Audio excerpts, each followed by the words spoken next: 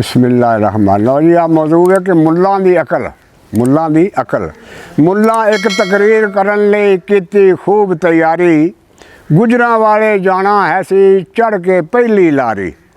मूँह हनेरे उठ के मुल्ला कपड़े बदलन लगा, बिन नाले शलवार पई सी किल्ली टंगिया झग्गा। बिन नाले शलवार पई सी किल्ली टंगिया झग्गा। बिच शलवार दे नाला कोई नहीं, बेगम नूं फरमाया ओए अंदरों लभ के पा लो आपे ही, बेगम आख सुनाया। अंदरों लभ के पा लो आपे ही, बेगम आख सुनाया। मैला दे कुचैला जिहा एक नाला हथ आया, मुल्ला जी ने पेंसिल दे नाल विच शलवार दे पाया।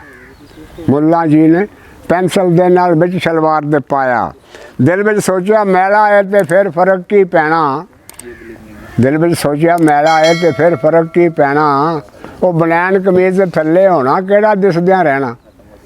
बनैन कमीज दे थल्ले होना केड़ा दिसदियां रहना। गल वास्कट सिर ते टोपी तेल दाढ़ी नूं ला के ते हथ विच तस्बीह फड़ के बैठा लारी दे विच आके।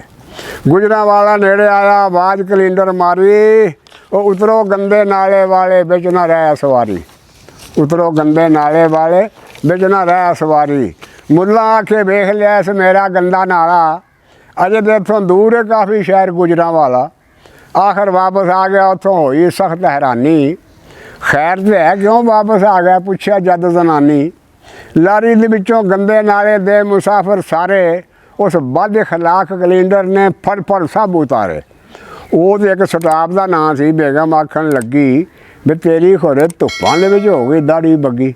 अस्सलाम वालेकुम।